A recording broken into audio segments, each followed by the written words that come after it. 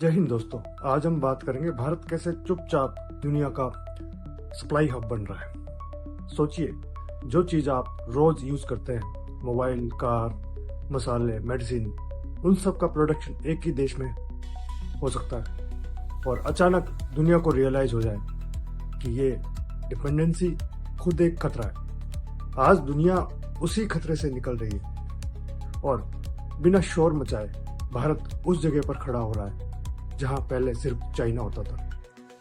पर सवाल यह है, क्या सच में ग्लोबल सप्लाई का हब बन चुका है भारत, या सिर्फ ये हाइप है? हम बात करेंगे सिर्फ फैक्ट बेस।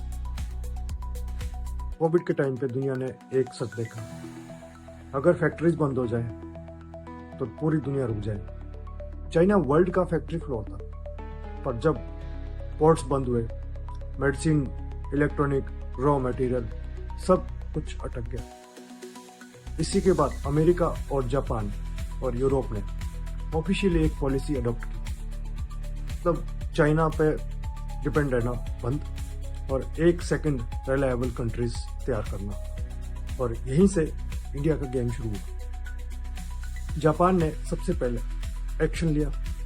जापानीज गवर्नमेंट ने अपनी कंपनीज को पैसे दिए ताकि वो चाइना से बाहर निकल आए, और इस शिफ्ट का सबसे बड़ा फायदा मिला भारत को और वियतनाम को। वियतनाम छोटा है, इंडिया बड़ा मार्केट और मैन पावर है और डेमोक्रेसी है। दुनिया को सिर्फ सस्ता लेबर नहीं चाहिए, स्टेबल पार्टनर भी चाहिए।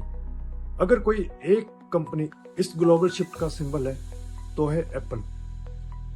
एक टाइम पर एप्पल के 95% फोन चाइना में बनते थे। आज वही आईफोन इंडिया में असेंबल और मैन्युफैक्चर हो रहा है। फॉक्सकॉन, पेगाट्रॉन, टाटा इलेक्ट्रॉनिक्स सब इंडिया में प्रोडक्शन बढ़ा रहे हैं। आज अमेरिका जो आईफोन यूज करता है उस पर लिखा होता है असेंबल्ड इन इंडिया, और ये सिर्फ स्टार्ट है।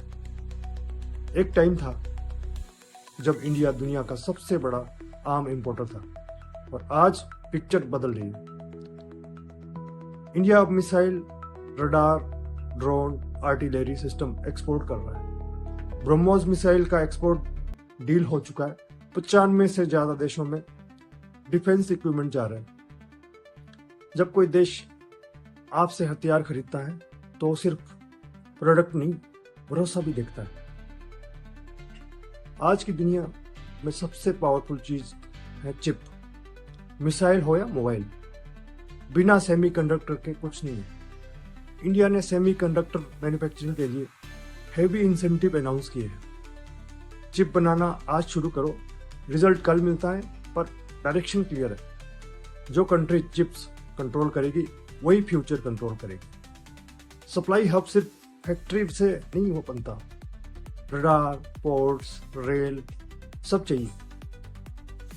डेडिकेटेड फ्राइट कॉरिडोर चाहिए, न्यू पोर्ट्स और हाईवे चाहिए, डिजिटल कस्टम्स क्लियरेंस चाहिए।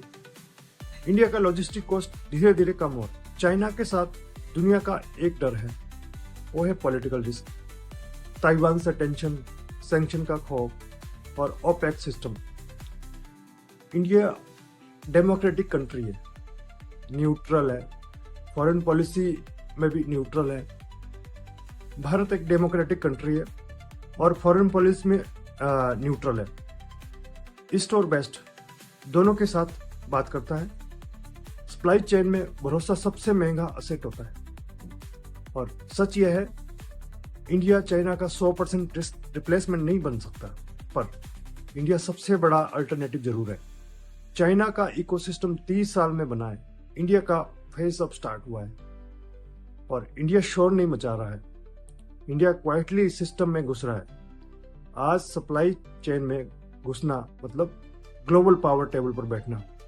सवाल ये नहीं है इंडिया सप्लाई हब बनेगा या नहीं बनेगा, सवाल ये है दुनिया कितनी जल्दी इस बात को एक्सेप्ट करेगी।